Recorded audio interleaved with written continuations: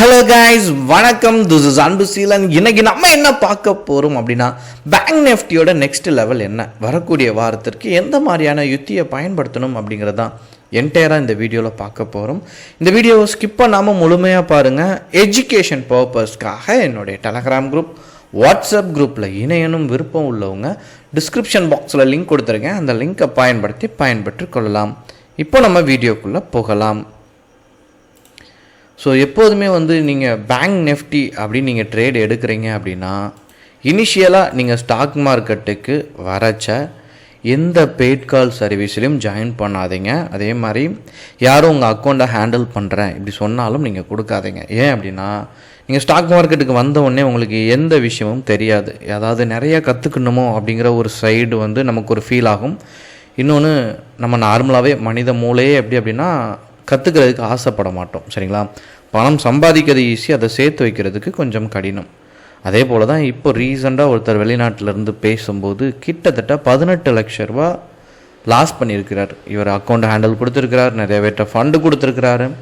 So அவருடைய பிரச்சனை ஏராளம். இது எல்லாமே லோன் போட்டு பண்ணியிருக்கிறாரு. சரிங்களா? அவர் பெரிய சிக்கலுக்கு ஆளாயிருக்காரு. இதே மாதிரி தான் ஸ்டாக் மார்க்கெட்டில் அவ்வளோ பணம் தரேன் இவ்வளோ பணம் தரேன் அப்படின்னு சொன்னால் ஜாயின் பண்ணாமல் இது எப்படி கற்றுக்கணும் அப்படிங்கிறதுல உங்களோட எஃபர்ட்டை போடுங்க. இன்னொன்று, 10 ரூபா நஷ்டம் பண்ணாலும் நீங்கள் பண்ணதாக இருக்கணும். ஏன் அப்படின்னா, ஸ்டாக் மார்க்கெட் எக்ஸாம்பிள் சொல்கிறேன், கற்றுக்கிறதுக்கு ஒரு 6 மாதமோ 1 இயரோ ஆகுது அப்படின்னா, அந்த தருணத்தில் நீங்கள் நிறைய விஷயத்த கற்றுப்பீங்க. ப்ளஸ் ஸ்டாக் மார்க்கெட்டை எப்படி அப்ரோச் பண்ணுங்கிற நாலேஜும் உங்களுக்கு கிடைக்கும். சரிங்களா? இப்போது எப்போதுமே ஸ்டாக் மார்க்கெட்டை பொறுத்த மட்டும் இந்த மாதிரி அப் ட்ரெண்டில் போயிட்டு இருக்கும்போது நீங்கள் பைக்கு தான் ட்ரை பண்ணணும். சரிங்களா? ஒன்று. இதே போல் இப்போ என்ன ஆச்சு அப்படின்னா, பேங்க் நிஃப்டி சரியான வீழ்ச்சி. நான் வீக்லி கேண்டில் போட்டிருக்கேன். இப்போ நிறைய பேர் சொல்லுவாங்க, சார் நான் கால் ஆப்ஷனை பை பண்ணி வச்சுருந்தேன், அதுக்கு தான் ட்ரெண்டை செக் பண்ணோம். ஏன் அப்படின்னா, ட்ரெண்ட் இந்த மாதிரி ரிவர்சல் ஆக போகுதுன்னா நிறையா பேர் செல் பண்ண ஆரம்பிச்சிருவாங்க. இப்போ நீங்கள் பேங்க் நிஃப்டி இன்னும் சரிகிறதுக்கான பாசிபிலிட்டிஸ் அதிகமாக இருக்குது. வரக்கூடிய நாட்களில் 45,400க்கு கீழே போயிடுச்சு அப்படின்னா தாராளமாக புட் ஆப்ஷனை பை பண்ணலாம். அதனுடைய அடுத்த லெவல், சரிங்களா, 44,900 வரைக்கும் சாலிடாக வர்றதுக்கு வாய்ப்பு இருக்குது. சரிங்களா? 45னே எடுத்துக்கோங்க. சரிங்களா? 400 பாயிண்ட் ஈஸியாக சரிகிறதுக்கு வாய்ப்பு இருக்குது. ஒன்ஸ் இந்த லெவலையும் பிரேக் ஆயிடுச்சு அப்படின்னா நீங்கள் தாராளமாக உங்கள் சப்போர்ட் பாயிண்ட் வரைக்கும் நீங்கள் எடுத்துக்கலாம். 44,500 அப்படிங்கிற மாதிரி கூட நீங்கள் ஃபிக்ஸ் பண்ணிக்கலாம். சரிங்களா? அதே மாதிரி அப் ட்ரெண்டில் பொறுத்த மட்டும், ஏன்னா இன்றைக்கி சரியான வீழ்ச்சிக்கு அப்புறமா நீங்கள் பார்த்தீங்க அப்படின்னா இந்த லெவலுக்கு திரும்ப போகிறது, இதுக்குள்ளே ட்ராவல் ஆகும்போது இன்ட்ராடே பண்ணுங்கள். வரக்கூடிய வாரத்தில் இதை பிரேக் அவுட் பண்ணுறது ரொம்ப கடினம். ஏன் அப்படின்னா, இங்கே வெயிட்டேஜ் அப்படின்னு ஒரு பார்ட் இருக்குது. எப்போதுமே உங்கள் ஸ்ட்ராட்டஜியை நான் க்ரியேட் பண்ண சொல்லியிருப்பேன். ஸோ இதில் வெயிட்டேஜை பொறுத்த மட்டும் ஹெச்டிஎஃப்சி சரியான வீழ்ச்சி. சரிங்களா? உங்கள் எல்லாத்துக்கும் தெரியும். அதாவது ஒரு கம்பெனியை பொறுத்த மட்டும் செக்யூர் ஃபண்ட் அப்படின்னு சொல்லிட்டு என்ன பண்ணுவாங்க, சேவ் பண்ணி வைப்பாங்க. அந்த ஃபண்டை விற்கும்போது போர்ட் ஆஃப் டைரக்டர் எல்லாமே இருப்பாங்க. அது ஒன்று. இன்னொரு ரீசன் என்ன அப்படின்னா, நீங்கள் நிறைய ஃப்ரான்ச்சைசி ஸ்டார்ட் பண்ண போகிறாங்க, எக்ஸ்பேண்ட் பண்ண போகிறீங்க அப்படின்னாலும் இந்த மாதிரி ஸ்டாக் சரியும்.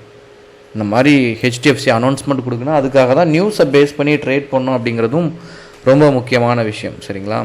ஸோ அதே மாதிரி நடந்துச்சு. எல்லாருமே என்ன பண்ணாங்க அப்படின்னா, அது அதாவது ரெசிஸ்டன்ட்லேருந்து சப்போர்ட்டை நோக்கி வந்துச்சு. ஸோ ஒரு பேட் நியூஸ் க்ரியேட் ஆச்சு. எக்ஸ்பேண்டுங்கிறது நல்ல விஷயம் தான். கம்பெனியில் லாங் டேர்மில் போகும்போது ஐபிஓ எல்லாமே இனிஷியேட் பண்ணுவாங்க. புதுசாக ஒரு பிரான்ச் வரும்போதும், புதுசாக அது சார்ந்து ஒரு இன்னொரு ப்ராடக்ட் ஸ்டார்ட் பண்ணும்போதும் இந்த மாதிரியான இஷ்யூ வரும்.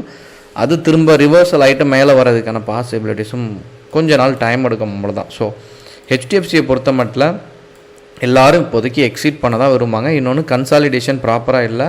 ஸோ சப்போர்ட் லெவலை தொடுறதுக்கு பாசிபிலிட்டிஸ் ரொம்ப அதிகம்.